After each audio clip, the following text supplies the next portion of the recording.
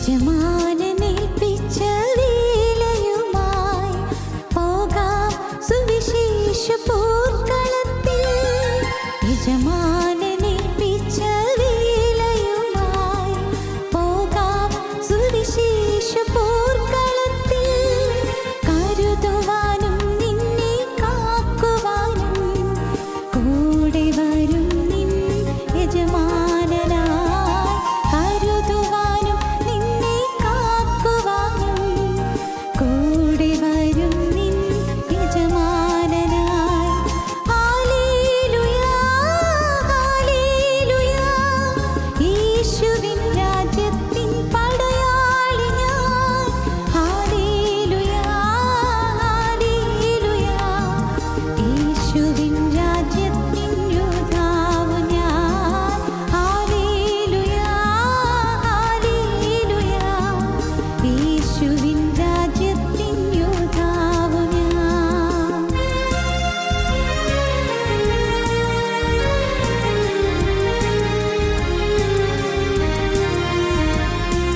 പാടങ്ങൾ നന്നായി വിളഞ്ഞുവല്ലോ നാഥ, കൊയ്തെടുക്കാം നിൻ ആത്മാക്കളെ.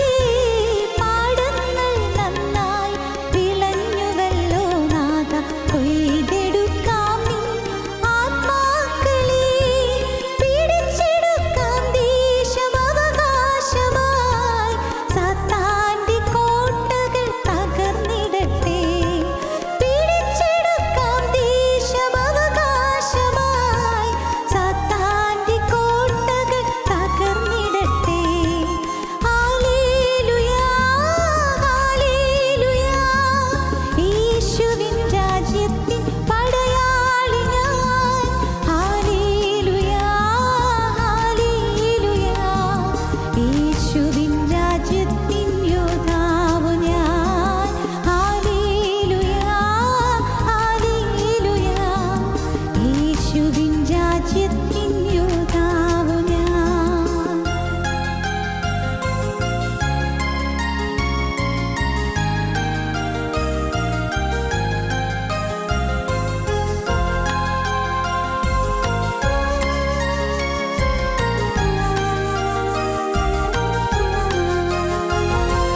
വഴികൾ തുറന്നിടും ഞാൻ നിനക്കായി, എതിരുകളേറെ വന്നെന്നാലും. വഴികൾ തുറന്നിടും ഞാൻ നിനക്കായി, എതിരുകളേറെ വന്നെന്നാലും. ഞാൻ തുറന്നാൽ ആരും അടയ്ക്കുകയില്ല, കൂടെ വരും നിൻ യജമാനനായി. ഞാൻ തുറന്നാൽ ആരും അടയ്ക്കുകയില്ല, കൂടെ വരും നിൻ യജമാനനായി. ഹല്ലേലൂയ ഹല്ലേലൂയ, യേശുവിൻ രാജ്യത്തിൻ പടയാളി ഞാൻ. ഹല്ലേലൂയ ഹല്ലേലൂയ, യേശുവിൻ രാജ്യത്തിൻ യോദ്ധാവ് ഞാൻ. ഹല്ലേലൂയ ഹല്ലേലൂയ, യേശുവിൻ രാജ്യത്തിൻ യോദ്ധാവ് ഞാൻ. ഞങ്ങളും ക്രൂശിക്കപ്പെട്ട ക്രിസ്തുവിനെ പ്രസംഗിക്കുന്നു. ദൈവ തിരുനാമത്തിന് മഹത്വം ഉണ്ടാകട്ടെ. ന്യായാധിപന്മാരുടെ പുസ്തകം 6-ാം അധ്യായം 34-ാമത്തെ വാക്യം. അപ്പോൾ യഹോവയുടെ ആത്മാവ് ഗിദെയോൻ്റെ മേൽ വന്നു. അവൻ കാഹളമൂതി അബീയേസ്യരെ തൻ്റെ അടുക്കൽ വിളിച്ചുകൂട്ടി. അവൻ മനശ്ശെയിൽ എല്ലായിടവും ദൂതന്മാരെ അയച്ചു, അവരെയും തൻ്റെ അടുക്കൽ വിളിച്ചുകൂട്ടി. അപ്പോൾ യഹോവയുടെ ആത്മാവ് ഗിദെയോൻ്റെ മേൽ വന്നു. ദൈവത്തിൻ്റെ പരിശുദ്ധാത്മാവ് ഒരുവൻ്റെ മേൽ വരുന്നതാണ് ഏറ്റവും വലിയ ഭാഗ്യം. ദൈവത്തിൻ്റെ ജീവൻ്റെ ആത്മാവ് ഒരുവൻ്റെ മേൽ ഇറങ്ങുന്നത് വലിയ പദവിയാണ്. ഗിദെയോൻ്റെ മേൽ ദൈവത്തിൻ്റെ ആത്മാവ് വന്നു. ഈ വചനം നിങ്ങൾ കേട്ടുകൊണ്ടിരിക്കുമ്പോൾ പ്രിയപ്പെട്ടവരെ, നിങ്ങൾ പ്രാർത്ഥിക്കണം, കർത്താവേ, എൻ്റെ മേൽ നിൻ്റെ ആത്മാവ് വരണമേ, എൻ്റെ മേൽ നിൻ്റെ പരിശുദ്ധാത്മാവ് ഇറങ്ങണമേ, എൻ്റെ അകൃത്യങ്ങളെ മായിച്ചു കളയുന്ന പരിശുദ്ധാത്മാവിൻ്റെ അത്ഭുത ശക്തി എന്നെ കീഴടക്കണമേ. കർത്താവേ, നിൻ്റെ പരിശുദ്ധാത്മാവിൻ്റെ തിരുശക്തിയാൽ ഇന്ന് എൻ്റെ സ്വഭാവം മാറി ഒരു രൂപാന്തരം എനിക്ക് സംഭവിക്കണമേ. ഓരോരുത്തരും ദൈവത്തോട് പ്രാർത്ഥിച്ചു കൊണ്ടിരിപ്പീൻ. സഹോദരങ്ങളെ, എന്താണ് നാം കാണുന്നത്? യഹോവയുടെ ആത്മാവ് ഗിദെയോൻ്റെ മേൽ വന്നു. എന്താണ് കാരണം? ഒന്ന്, ഗിദെയോൻ യാഗം കഴിച്ചു. യേശുക്രിസ്തുവിൻ്റെ പരമയാഗം അത് മനുഷ്യജാതിയുടെ വീണ്ടെടുപ്പിന് വേണ്ടിയായിരുന്നു. 33.5 വയസ്സിൽ കർത്താവായ യേശുക്രിസ്തു തൻ്റെ ഭൗതിക ജീവിതം ക്രൂസിൽ അർപ്പിച്ചു, തന്നെ ത്യജിച്ചു. ജീവനുള്ള ദൈവം തൻ്റെ ഏകജാതനായ തിരുക്കുമാരനെ കുരിശിൽ അർപ്പിക്കുവാൻ, ഉപേക്ഷിക്കുവാൻ തയ്യാറായി. സഹോദരങ്ങളെ, ത്യാഗമുള്ളയിടത്താണ് രക്ഷ, ത്യാഗമുള്ളയിടത്താണ് വളർച്ച. യേശുക്രിസ്തുവിൻ്റെ ക്രൂശ് മരണത്തിൻ്റെ ത്യാഗോജ്വലമായ യാഗം കൊണ്ട് മനുഷ്യജാതി വീണ്ടെടുക്കപ്പെട്ടു. അതാണ് എബ്രായ ലേഖനത്തിൽ അപ്പോസ്തലൻ പറയുന്നത്. വിശ്വാസത്തിൻ്റെ നായകനും പൂർത്തി വരുത്തുന്നവനുമായി യേശുവിനെ നോക്കുക. എബ്രായ ലേഖനം 12-ാം അധ്യായം ആദ്യത്തെ വാക്യങ്ങൾ.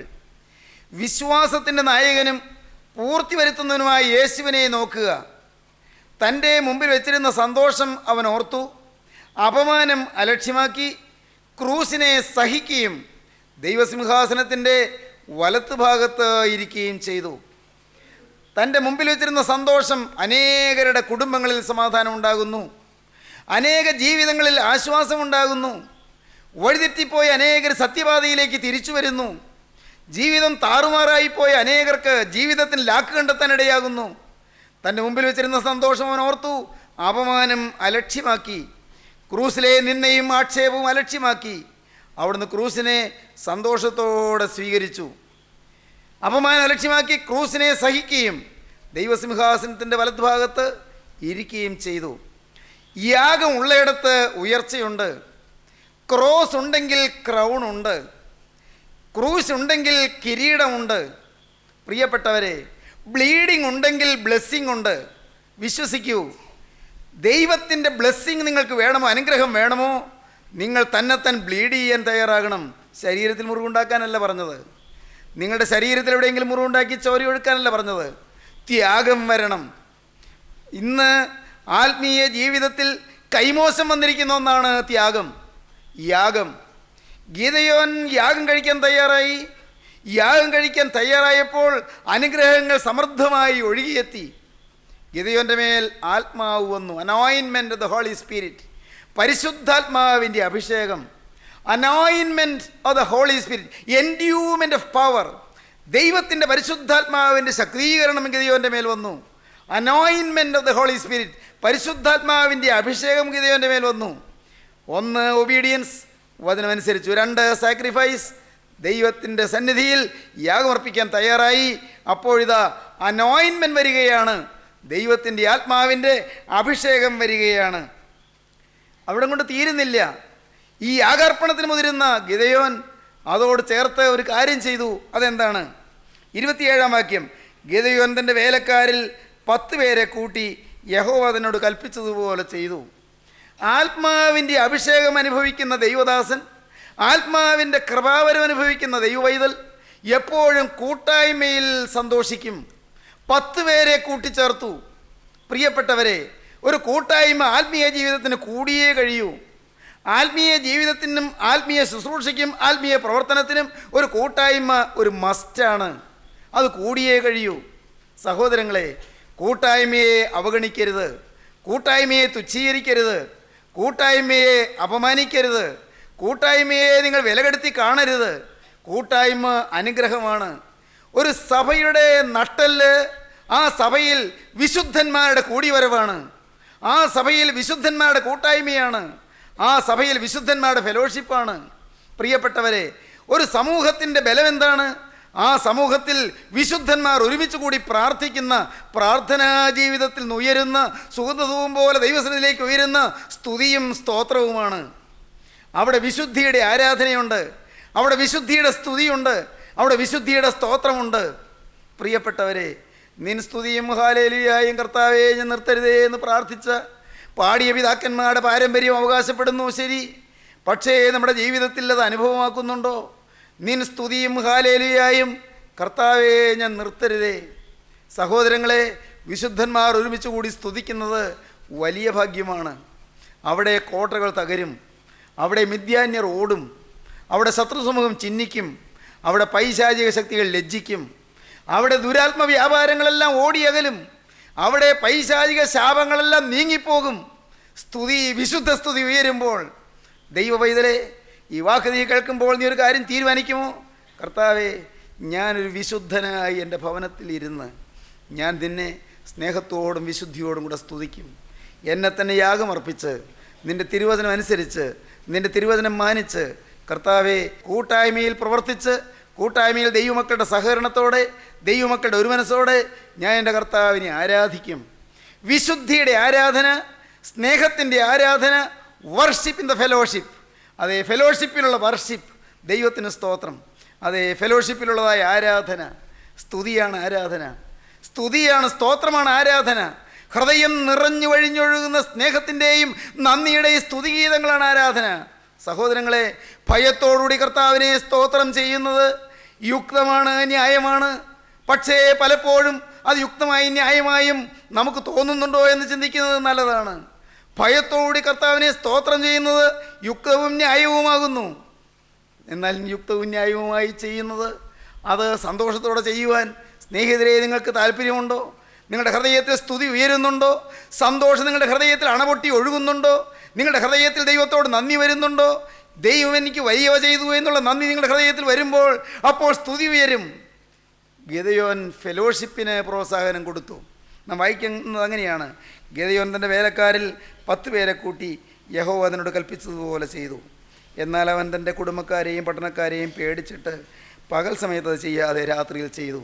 പാവം, ഇതെല്ലാം നടന്നു. പക്ഷേ ഒരു പേടി പിന്നെയും നിൽക്കുന്നു. എല്ലാം നടന്നു. ദൈവത്തിൻ്റെ വലിയ നാമം മഹത്വപ്പെടട്ടെ. സഹോദരങ്ങളെ, മാനസാന്തരപ്പെട്ടു, ദൈവത്തിൻ്റെ വചനം കേട്ടു, വചനം അനുസരിച്ചു, നിങ്ങൾ ചില തീരുമാനങ്ങളൊക്കെ എടുത്തു, പ്രകടമായ പാവങ്ങളെല്ലാം വിട്ടു, നിങ്ങളുടെ ജീവിതത്തിൽ ചില മാറ്റങ്ങളെല്ലാം വന്നു. പക്ഷേ ഒരു പേടി ഇന്നും ബാക്കി നിൽക്കുന്നുണ്ടോ? ഒരു പേടി ബാക്കി നിൽക്കുന്നുണ്ടോ? ദൈവത്തിന് സ്തോത്രം. ഞാൻ നിങ്ങളോട് വളരെ വിനയപൂർവ്വം പറയട്ടെ, പേടിയെല്ലാം പോയി ഒളിക്കുന്ന ഒരു നല്ല നാൾ നിങ്ങളുടെ ജീവിതത്തിലേക്ക് വരുന്നുണ്ട്. ആത്മാവിൻ്റെ അഭിഷേകം അങ്ങ് വരുമ്പോൾ, അനോയിൻമെന്റ് ഓഫ് ദ ഹോളി സ്പിരിറ്റ് നിങ്ങൾക്ക് ലഭിക്കുമ്പോൾ, പരിശുദ്ധാത്മാവിൻ്റെ തേജോമയമായ അഭിഷേകം നിങ്ങൾക്ക് ലഭിക്കുമ്പോൾ പേടിയെല്ലാം അങ്ങ് പാഞ്ഞൊളിക്കും. എല്ലാം നിങ്ങളെ വിട്ട് പമ്പ കിടക്കും. പ്രിയപ്പെട്ടവരെ, പരിശുദ്ധാത്മാവിൻ്റെ അഭിഷേകത്തിലാണ് പേടി മാറുകയുള്ളൂ. അല്ലെങ്കിൽ എപ്പോഴും മനുഷ്യനെ പേടിക്കും. അയ്യോ, ഇന്നവൻ എന്ത് പറയും? ഞാനിങ്ങനെ ദൈവത്തിൻ്റെ വചനം പറഞ്ഞാൽ ആളുകൾ എന്ത് കണക്കാക്കും? എൻ്റെ വില കുറഞ്ഞു പോവില്ലേ? എൻ്റെ സ്ഥാനത്തിനൊരു കുറവ് വരില്ലേ? ആളുകൾ എന്നെ പുച്ഛിക്കില്ലേ? ഞാൻ ആ കൂട്ടായ്മയിൽ പോയാൽ ചിലർ എന്നെ തടയില്ലേ? ആ കൂട്ടായ്മയിൽ ദൈവത്തിന് വചനം കേൾക്കാൻ പോയാൽ ആളുകൾ എന്നെ ഒറ്റപ്പെടുത്തില്ലേ? എനിക്ക് പദവിയും സ്ഥാനവും മാനവും എല്ലാം ഉള്ളത് കുറഞ്ഞു പോവില്ലേ? ദൈവത്തിൻ്റെ വലിയ നാമം മഹത്വപ്പെടട്ടെ. സഹോദരങ്ങളെ, ഞാൻ നിങ്ങളോട് തുറന്നു പറയട്ടെ, ചില സത്യങ്ങൾ തുറന്നു പറയട്ടെ. പീലാത്തോസിന് വേണമെങ്കിൽ യേശുവിനെ വെറുതെ വിടാമായിരുന്നു. പീലാത്തോസിന് അധികാരമുണ്ട്. യേശുവിനെ വെറുതെ വിടാമായിരുന്നു. പീലാത്തോസിൻ്റെ ഭാര്യ പീലാത്തോസിനോട് പറഞ്ഞു, ആ നീതിമാൻ്റെ കാര്യത്തിൽ ഇടപെടരുത് എന്ന് പറഞ്ഞു. നീതിമാനാണെന്ന് ഭാര്യയ്ക്ക് മനസ്സിലായി, പീലാത്തോസിന് മനസ്സിലായി. പീലാത്തോസിന് ഒന്നുകൂടി മനസ്സിലായി, എന്തിന് യഹൂദ മതത്തിലെ മേധാവികൾ ഈ യേശുവിനെ കുരിശിക്കാൻ തുടങ്ങുന്നു. പീലാത്തോസിന് കാര്യം മനസ്സിലായി. ആ മഹാപുരോഹിതന്മാർ യേശുവിനെ ഏൽപ്പിച്ചു കൊടുത്തത് അസൂയ നിമിത്തമാകുന്നു എന്ന് പീലാത്തോസ് അറിഞ്ഞു എന്ന് യോഹന്നാൻ സുവിശേഷം വായിക്കുമ്പോൾ കാണാം. പീലാത്തോസിന് മനസ്സിലായി യേശുവിനെ ഏൽപ്പിച്ചു കൊടുക്കുന്നത് അസൂയ കൊണ്ടാണ് എന്ന്. യേശുവിൻ്റെ പിന്നാലെ ജനസമൂഹം ഇരച്ചു കയറുന്നു. അനേകർക്ക് ആശ്വാസം ലഭിക്കുന്നു. അനേകരെ ദൈവത്തിൻ്റെ വഴികൾ തിരിച്ചറിയുന്നു. അനേകരെ മോശയുടെ ന്യായപ്രമാണത്തിൻ്റെ അന്തസ്സത്ത മനസ്സിലാക്കുന്നു. അനേകരെ തിരുവെഴുത്തുകളുടെ അർത്ഥഗാംഭീര്യം മുഴുവൻ ഉൾക്കൊള്ളുന്നു. അനേകരുടെ ജീവിതത്തിൽ ക്രിസ്തുവിൻ്റെ ഈ അത്ഭുതകരമായ സ്വാധീനം മൂലം കുടുംബങ്ങൾ രക്ഷപ്പെടുന്നു. ആളുകളിതാ ഒരുമിച്ച് ആർത്തി പൂണ്ട് വരികയും ആരവാരത്തോടെ ദൈവത്തെ അത്ഭുതകരമായ സ്നേഹത്തോടെ സ്തുതിക്കുകയും ചെയ്യുന്നു. അവർക്ക് അസൂയ മുഴുത്തു. പീലാത്തോസിന് മനസ്സിലായി അവർ അസൂയ നിമിത്തമാകുന്നു യേശുവിനെ ഏൽപ്പിച്ചു കൊടുത്തത് എന്ന്. പക്ഷേ പീലാത്തോസ് ഓർത്തു, ഞാൻ ഇപ്പോൾ ഈ യേശുവിനെ വെറുതെ വിട്ടാൽ ഇവരൊക്കെ കൊണ്ട് പറയും കൈസറുടെ സ്നേഹിതനല്ല എന്ന്. എൻ്റെ ജോലി പക്ഷേ പോയാലോ, എൻ്റെ ജോലി പോയാലോ, ഗവർണർഷിപ്പ് ഉണ്ടെന്ന്. ഒരു ഗവർണറായിട്ട് ജോലി ചെയ്യുകയാണ്. ഈ ഗവർണർഷിപ്പ് ഏതായാലും കളയണ്ട. യേശുവിനെ ക്രൂശിക്കാൻ കൊടുത്താൽ എനിക്ക് നഷ്ടമൊന്നുമില്ലല്ലോ. ഒരു നിരപരാധി ക്രൂശിക്കപ്പെട്ടു. ഒരു നിഷ്കളങ്കനായി നിരപരാധിയായി കുറ്റമില്ലാത്ത ഒരാളെ കൊലയ്ക്ക് കൊടുത്തു. എന്നാൽ എനിക്ക് കുഴപ്പമൊന്നുമില്ലല്ലോ, എൻ്റെ പദവി പോവില്ലല്ലോ, എൻ്റെ ജോലി പോവില്ലല്ലോ, എൻ്റെ ഗവർണർഷിപ്പ് നിലനിൽക്കുമല്ലോ. അവരത് വീമ്പിളക്കുകയും ചെയ്തു. നീ യേശുവിനെ വെറുതെ വിട്ടാൽ നീ കൈസറുടെ സ്നേഹിതനല്ല എന്ന് യഹൂദ മതമേധാവികൾ ഉച്ചത്തിൽ വിളിച്ചു പറഞ്ഞു. കൈസറുടെ സ്നേഹിതനല്ല, ഞങ്ങൾ പെറ്റീഷൻ അയക്കും. നീ കൈസർക്ക് എതിരാണെന്ന് ഞങ്ങൾ പെറ്റീഷൻ അയക്കും. നിന്നെ ഉടനെ ഇവിടെ നിന്ന് നിൻ്റെ ജോലിയിൽ നിന്ന് പിരിച്ചുവിടും. അതെല്ലാമാണ് അതിൻ്റെ വ്യംഗ്യം. പ്രിയപ്പെട്ടവരെ, പീലാത്തോസ് സ്വന്തം നിലനിൽപ്പ് മാത്രം നോക്കി. ഒരു നിരപരാധി കൊല്ലപ്പെടുന്നെങ്കിൽ കൊല്ലപ്പെടട്ടെ, എൻ്റെ സ്ഥാനം നിലനിർത്തണം. ഇന്ന് അനേകരങ്ങനെയാണ്. അനേകർ കൂട്ടായ്മയെ തള്ളിപ്പറയുന്നവരുണ്ട്, അനേകരും ദൈവത്തിൻ്റെ വചനത്തെ എതിർക്കുന്നവരുണ്ട്, അനേകർ ദൈവത്തിൻ്റെ വചനത്തെ ധിക്കരിക്കുന്നവരുണ്ട്, അനേകർ ദൈവത്തിൻ്റെ വചനത്തെ മുന്നോട്ട് കൊണ്ടുപോകുന്നതിന് തടസ്സം നിൽക്കുന്നവരുണ്ട്. ദൈവത്തിൻ്റെ വചനത്തിൻ്റെ വിശുദ്ധ ശുശ്രൂഷയിലേക്ക് വരുന്നതിന് ഒരുങ്ങിപ്പുറപ്പെടുന്നവരെ തടയുന്നവരുണ്ട്. എന്നാലൊരു കാര്യം അറിഞ്ഞുകൊള്ളൂ, പ്രിയപ്പെട്ടവരെ, ഓർക്കൂ, പീലാത്തോസിന് അറിയാമായിരുന്നു ഈ യേശു നീതിമാനാണെന്ന്. പീലാത്തോസിന് അറിയാമായിരുന്നു ഈ യേശു കുറ്റമില്ലാത്തവനാണെന്ന്. പീലാത്തോസ് പറഞ്ഞു, ഈ നീതിമാൻ്റെ രക്തത്തിൽ എനിക്ക് പങ്കില്ല. പീലാത്തോസ് കൈ കഴുകി. ഈ നീതിമാൻ്റെ രക്തത്തിൽ എനിക്ക് പങ്കില്ല. പീലാത്തോസ് കൈ കഴുകി. വെള്ളം കൊണ്ട് കഴുകിയാൽ പോകുന്നതാണോ ഈ പാതകം? വെള്ളം കൊണ്ട് കഴുകിയാൽ പോകുമോ പ്രിയപ്പെട്ടവരെ? പീലാത്തോസ് കൈ കഴുകി. എന്നിട്ട് പറഞ്ഞു, പീലാത്തോസ് പറഞ്ഞു, 3 പ്രാവശ്യം പറഞ്ഞു, 3 തവണയായിട്ട് പറഞ്ഞു, ഇവനിൽ ഞാനൊരു കുറ്റവും കാണുന്നില്ല, നിങ്ങളിവനെ കൊണ്ടുപോയി ക്രൂശിപ്പീൻ, എനിക്കിതിൽ പങ്കില്ല. ഇവനിൽ ഞാനൊരു കുറ്റവും കാണുന്നില്ല, നിങ്ങളിവനെ കൊണ്ടുപോയി ക്രൂശിപ്പീൻ എന്ന് പീലാത്തോസ് പറഞ്ഞു. ദൈവത്തിന് സ്തോത്രം. സഹോദരങ്ങളെ ശ്രദ്ധിക്കൂ, ഇങ്ങനെ പറഞ്ഞ് യേശുവിനെ ക്രൂശിക്കാൻ വിട്ടുകൊടുത്തു. സ്വന്തം നിലനിൽപ്പിന് വേണ്ടി ആ ഘോരകൃത്യം പീലാത്തോസ് ചെയ്തു. യഹൂദന്മാർ പറഞ്ഞു, അവൻ്റെ രക്തം ഞങ്ങളുടെ മേലും ഞങ്ങളുടെ മക്കളുടെ മേലും വരട്ടെ എന്ന്. ചരിത്രത്തിൻ്റെ താളുകൾ നിങ്ങൾ നോക്കുമ്പോൾ, ഏടുകൾ പിന്നിലേക്ക് മറിച്ച് നോക്കുമ്പോൾ കാണാം, പ്രിയപ്പെട്ടവരെ, നൂറ്റാണ്ടുകളായി യഹൂദൻ്റെ മേലും മക്കളുടെ മേലും തലമുറകൾ ഈ ഘോര ശിക്ഷ അനുഭവിച്ചു കൊണ്ടിരിക്കുകയാണ്. ഇന്നും വിദൂര പൗരസ്ത്യ ദേശങ്ങളിൽ, ഗൾഫ് രാജ്യങ്ങളിൽ ഇന്ന് ഇസ്രായേൽക്കാരനുഭവിക്കുന്ന യാതനകൾ, അവിടെ ഉണ്ടാകുന്ന ടെററിസ്റ്റ് അറ്റാക്കുകൾ ഓരോന്ന് കേൾക്കുമ്പോൾ, പ്രിയപ്പെട്ടവരെ, അവൻ്റെ രക്തം ഞങ്ങളുടെ മേലും ഞങ്ങളുടെ മക്കളുടെ മേലും വരട്ടെ എന്ന് പറഞ്ഞ പിതാക്കന്മാരുടെ ആ കുറ്റമിതാ മക്കൾ ഏറ്റുവാങ്ങിക്കൊണ്ടിരിക്കുകയാണ്. തലമുറകൾ തകർന്നുകൊണ്ടിരിക്കുകയാണ്. കോൺസെൻട്രേഷൻ ക്യാമ്പുകളിൽ കിടന്ന് പീഡ അനുഭവിച്ചു. ജർമ്മനിയിൽ നാസികളുടെ പീഡകളേറെ അനുഭവിച്ചു. റഷ്യയിൽ അവിടെയുള്ള റഷ്യൻ ജയിലുകളിലും റഷ്യൻ കോൺസെൻട്രേഷൻ ക്യാമ്പുകളിലും അനേകം യഹൂദന്മാർ പീഡിപ്പിക്കപ്പെട്ടു. എത്രയോ യഹൂദന്മാരാണ് തകർന്നുപോയത്, നശിച്ചു പോയത്, കൂട്ടമായി ഹനിക്കപ്പെട്ടു. നോക്കൂ, തലമുറകളുടെ മേലെ ശിക്ഷ വന്നു. ഐതിഹ്യം പറയുന്നത് പീലാത്തോസ് മനോരോഗിയായി എന്നാണ്. പീലാത്തോസ് കൂടെ പോയി കൈ കഴുകിയെന്ന്. യേശു ക്രൂശ് മേൽ കിടന്ന് മരിച്ചു എന്ന് കേട്ടപ്പോൾ പീലാത്തോസ് വേഗം പോയി കൈ കഴുകിയെന്ന്. പിന്നെയും പോയി കൈ കഴുകിയെന്ന്. ഉറക്കം വരാതെ കിടന്നു എന്ന്. എഴുന്നേറ്റ് പോയി കൈ കഴുകിയെന്ന്. ഉറക്കം വരുന്നില്ല, കിടക്കാൻ പറ്റുന്നില്ല, എഴുന്നേൽക്കുന്നു, വീണ്ടും പോയി കൈ കഴുകുന്നു, സ്വസ്ഥതയില്ല. ഒരു മനോരോഗിയായി തീർന്നുവെന്നും പീലാത്തോസ് ആത്മഹത്യ ചെയ്തുവെന്നും ഐതിഹ്യം പറയുന്നു, വേദപുസ്തകം പറയുന്നില്ല. സഹോദരങ്ങളെ, ഞാൻ നിങ്ങളോട് പറഞ്ഞത് ഓർക്കുക, ദൈവത്തിൻ്റെ തിരുവചനത്തെ എതിർക്കുന്നത് അപകടമാണ്. ദൈവത്തിൻ്റെ തിരുവചന ശുശ്രൂഷയെ തടയുന്നത് അപകടമാണ്. ദൈവത്തിൻ്റെ ഫെലോഷിപ്പ്, ദൈവത്തിൻ്റെ ആത്മാവിൻ്റെ കൂട്ടായ്മ, ദൈവമക്കൾ ഒരുമിച്ച് കൂടി വിശുദ്ധിയിൽ ദൈവത്തെ സ്തുതിക്കുന്നതും ആരാധിക്കുന്നതും അത് അനുഗ്രഹമാണ്. അനുഗ്രഹം തടയരുതേ. നിങ്ങളാരും ദൈവത്തിൻ്റെ വചനത്തെ തടയുവാൻ കൈ ഉയർത്തരുതേ. നിങ്ങളാരും ദൈവത്തിൻ്റെ വചനത്തിനെതിരായി ഒരു ശബ്ദം പറയരുതേ, പുറപ്പെടുവിക്കരുതേ. നിങ്ങളാരും നിങ്ങളുടെ ജീവിതത്തിൽ ശാപങ്ങൾ വലിച്ചു വാങ്ങി മക്കൾക്കും തലമുറകൾക്കും പകർന്നു കൊടുക്കരുതേ. പ്രിയപ്പെട്ടവരെ, ഈ ഗിദെയോൻ ആത്മാവിൽ നിറഞ്ഞു, പേടിയെല്ലാം മാറി, ആത്മാവിൽ നിറഞ്ഞു. ദൈവത്തിൻ്റെ വലിയ നാമം മഹത്വപ്പെടട്ടെ. ധാന്യവും വീഞ്ഞും വർദ്ധിച്ചപ്പോൾ അവർക്കുണ്ടായതിലും അധികം സന്തോഷം നീ എൻ്റെ ഹൃദയത്തിൽ നൽകിയിരിക്കുന്നു. സ്നേഹിതരെ, നിങ്ങൾക്ക് ഈ ആത്മനിറവ് വേണമോ? നിങ്ങൾക്ക് ഈ ദൈവീക കൃപ നിങ്ങൾക്ക് വേണമോ? നിങ്ങൾക്ക് ഈ അനോയിൻമെൻറ്റ് വേണമോ? പരിശുദ്ധാത്മാവിൻ്റെ അഭിഷേകം. സഹോദരങ്ങളെ, അതെന്തൊരു ഭാഗ്യമാണ്. പരിശുദ്ധാത്മാവിൻ്റെ നിറവ് അത് ഒരു ദർശനം കാണുന്നതല്ല, അല്ലെങ്കിൽ അരുളപ്പാടുകൾ കിട്ടുന്നതല്ല, പ്രവചനം പറയുന്നതല്ല, അന്യഭാഷ പറയുന്നതല്ല. സഹോദരങ്ങളെ, അതേതെങ്കിലും കൃപാവരമല്ല, രോഗശാന്തിപരമല്ല, ഭൂതങ്ങളുടെ മേൽ അധികാരമല്ല. അതെല്ലാം ശുശ്രൂഷകളാണ്. എന്നാൽ പരിശുദ്ധാത്മാവിൻ്റെ നിറവിൻ്റെ ലക്ഷണം എന്താണ്? അത് വിശുദ്ധിയുടെ നിറവാണ്, അത് സ്നേഹത്തിൻ്റെ നിറവാണ്. ഞാൻ ഇക്കാര്യം ആവർത്തിച്ച് പറയാൻ ഞാൻ കൊതിപൂണ്ട് നിൽക്കുകയാണ്. അനേകർ തെറ്റിദ്ധരിച്ചിരിക്കുന്നത് പരിശുദ്ധാത്മ നിറവെന്ന് പറയുന്നത് വിവിധ ഭാഷകൾ പറയുന്നതാണെന്നാണ്. പരിശുദ്ധാത്മ നിറവ് എന്ന് പറയുന്നത് രോഗശാന്തി വരം ലഭിക്കുന്നതാണെന്നാണ്. പ്രിയപ്പെട്ടവരെ, പരിശുദ്ധാത്മാവിൻ്റെ നിറവ് സ്നേഹത്തിൻ്റെ നിറവാണ്. എല്ലാവരെയും സ്നേഹിക്കുന്നു, പ്രകൃതിയെയും സ്നേഹിക്കുന്നു, ഈ പ്രകൃതിയിലെ പൂക്കളെ സ്നേഹിക്കുന്നു, പ്രകൃതിയിലെ ചെടികളെ സ്നേഹിക്കുന്നു, പക്ഷികളെയും മൃഗങ്ങളെയും സ്നേഹിക്കുന്നു, സഹജീവികളെ സ്നേഹിക്കുന്നു, മനുഷ്യരെ സ്നേഹിക്കുന്നു, എതിരാളികളെ സ്നേഹിക്കുന്നു, തൻ്റെ സ്വന്തം അഭിപ്രായത്തോട് യോജിക്കാത്തവരെയും സ്നേഹിക്കുന്നു, സ്വന്തം അഭിപ്രായത്തിന് ഘടകവിരുദ്ധമായി നിൽക്കുന്നവരെയും സ്നേഹിക്കുന്നു, സ്വന്തം ചിന്താഗതിക്ക് എതിരായി നിൽക്കുന്നവരെയും സ്നേഹിക്കുന്നു. പറയാൻ എന്ത് എളുപ്പമാണല്ലേ. ദൈവത്തിന് സ്തോത്രം. എൻ്റെ സഹോദരങ്ങളോട് ഞാൻ പറയട്ടെ, ക്രിസ്തീയ ജീവിതത്തിൽ മുന്നോട്ട് പോകാൻ ആഗ്രഹിക്കുന്നെങ്കിൽ സ്നേഹിക്കാൻ നിങ്ങൾ തുടങ്ങണം. നിങ്ങൾ തമ്മിൽ തമ്മിൽ സ്നേഹിപ്പിനെന്ന് പുതിയൊരു കൽപ്പന ഞാൻ നിങ്ങൾക്ക് തരുന്നു.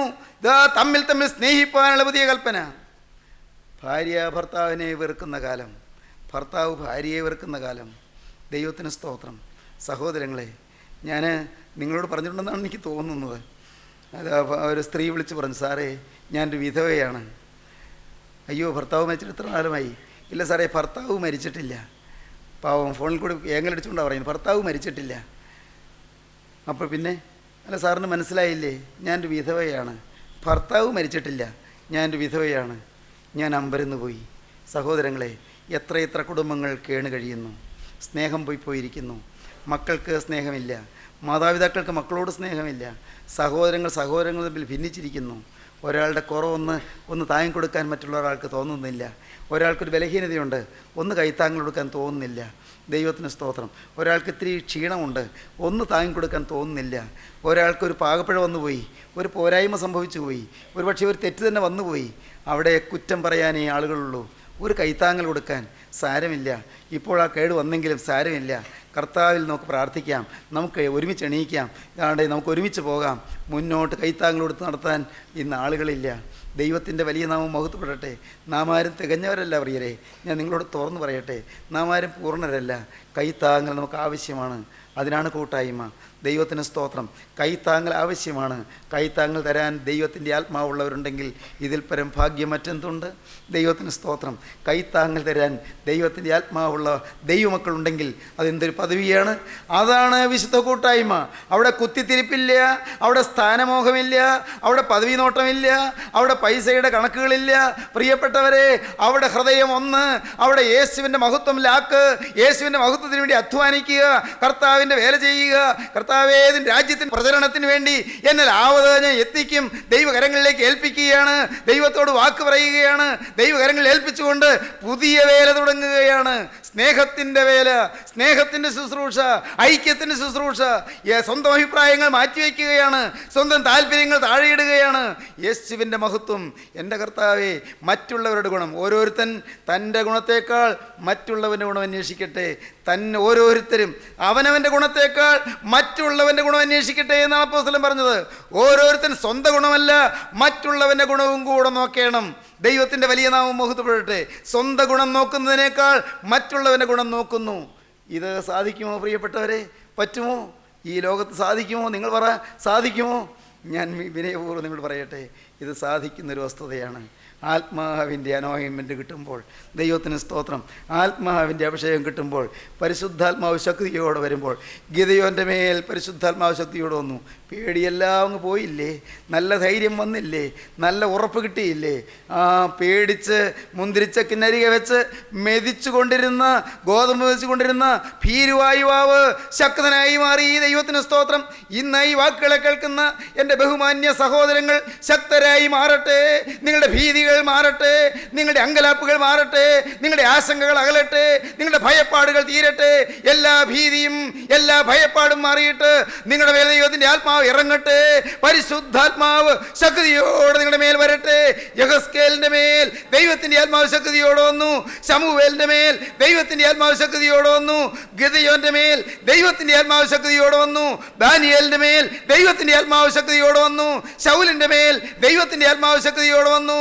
ദൈവ പൈതലേ, നിന്റെ മേൽ ദൈവത്തിന്റെ ആത്മാവ് ശക്തിയോടെ വരാൻ ഇന്ന് ഈ വാക്കുകളെ കേട്ടുകൊണ്ടിരിക്കുമ്പോൾ നീ ദൈവത്തോട് പറയുവീൻ, കർത്താവേ, ഞാൻ എന്നെ തന്നെ യാഗമായി അർപ്പിക്കുന്നു. എൻ്റെ നാഥ, എൻ്റെ ഭാവി നിന്റെ കരങ്ങളിലേക്ക് ഏൽപ്പിക്കുന്നു. എനിക്ക് നിൻ്റെ ആത്മാവിനെ വേണം, നിൻ്റെ പരിശുദ്ധാത്മാവിനെ വേണം. ദൈവമോ തന്നോട് യാചിക്കുന്നവർക്ക് പരിശുദ്ധാത്മാവിനെ എത്രയധികം കൊടുക്കും. ദോഷികളായ നിങ്ങൾ നിങ്ങളുടെ മക്കൾക്ക് നല്ല ദാനങ്ങളെ കൊടുപ്പാൻ അറിയുന്നുവെങ്കിൽ സ്വർഗസ്ഥനായ നിങ്ങളുടെ പിതാവ് തന്നോട് യാചിക്കുന്നവർക്ക് പരിശുദ്ധാത്മാവിനെ എത്രയധികം കൊടുക്കും. പരിശുദ്ധാത്മാവിന് വേണ്ടി പ്രാർത്ഥിക്കുമോ? പരിശുദ്ധാത്മാവിന് വേണ്ടി ദാഹിക്കുമോ? പരിശുദ്ധാത്മാവിൻ്റെ നിറവിന് വേണ്ടി കൊതിക്കുമോ? പരിശുദ്ധാത്മാവിൻ്റെ അഭിഷേകത്തിന് വേണ്ടി ആഗ്രഹിക്കുമോ?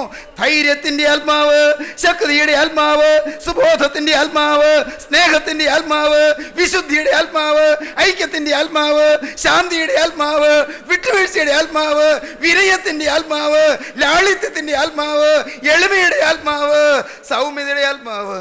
എൻ്റെ ദൈവമേ, ധൈര്യത്തിൻ്റെ ആത്മാവ്, ഗിദെയോന്റെ മേൽ വന്ന ആത്മാവ് ഇപ്പോൾ എൻ്റെ തലമേൽ ഇറങ്ങണമേ. നമുക്ക് പ്രാർത്ഥിക്കാം, നമുക്ക് സമർപ്പിക്കാം. ആരെല്ലാം തീരുമാനമെടുക്കുന്നു, കർത്താവേ, ഇന്നു മുതൽ പരിശുദ്ധാത്മാവിനെ മാനിച്ച് യേശുക്രിസ്തുവിന്റെ തിരുരക്തത്തിൽ ശരണപ്പെട്ട് തിരുരക്തം തരുന്ന പാപക്ഷമ അനുഭവിച്ച് തിരുവചനം അനുസരിച്ച് യാഗം തന്നെ അർപ്പിച്ച് നാഥാ, അതിൻ്റെ ആത്മാവിന് വേണ്ടി ഞാൻ കാത്തിരിക്കും. ആരെല്ലാം തീരുമാനമെടുക്കുന്നു നമുക്ക് പ്രാർത്ഥിക്കാം. സ്നേഹവാനേ, അൻപുള്ള രക്ഷിതാവേ, ഈ മധുരമനോഹരമായ സമയത്തിനായി സ്തോത്രം, മനോജ്ഞമായ നിമിഷങ്ങൾക്കായി സ്തോത്രം, സ്വർഗം ഭൂമിയിലേക്ക് താണിറങ്ങി വന്നിരിക്കുന്നതിനായി സ്തോത്രം, പരിശുദ്ധാത്മാവിനെ കാത്തിരിക്കുന്നവരുടെ മേൽ അയക്കുന്ന ദൈവീയ കൃപയ്ക്കായി സ്തോത്രം. എൻ്റെ കർത്താവേ, ഒരുക്കമുള്ളവരുടെ മേൽ പകരുന്ന ആത്മാവിനെ, കാത്തിരിക്കുന്നവർക്ക് ലഭിക്കുന്ന ആത്മാവിനെ, അനുസരിക്കുന്നവർക്ക് ലഭിക്കുന്ന ആത്മാവിനെ, യാചിക്കുന്നവർക്ക് ലഭിക്കുന്ന ആത്മാവിനെ, ദാഹിക്കുന്നവർക്ക് ലഭിക്കുന്ന ആത്മാവിനെ ഇപ്പോൾ ഞങ്ങളുടെ മേൽ പകരുന്നതിനാൽ ഞങ്ങൾ നിന്നെ സ്തുതിക്കുന്നു, ഞങ്ങൾ നിന്നെ സ്തോത്രം ചെയ്യുന്നു. സകല ശാപങ്ങളും മാറ്റണമേ, സകല രോഗങ്ങളും നീക്കണമേ, രോഗസൗഖ്യം അയക്കണമേ, മനഃശാന്തി അയക്കണമേ, ഭയപ്പാടുകൾ മാറ്റണമേ, കർത്താവേ, ഭീരുത്വം അകറ്റണമേ, പരിശുദ്ധാത്മ നൽവരം കൊണ്ട് ഞങ്ങൾ നിറയ്ക്കണമേ, എല്ലാവരെയും അനുഗ്രഹിക്കണമേ, കുടുംബശാന്തി നൽകണമേ. മഹത്വം മറക്കപ്പെട്ട കുഞ്ഞാടിനെ മാത്രം യേശുവിൻ നാമത്തിൽ തന്നെ. ആമീൻ.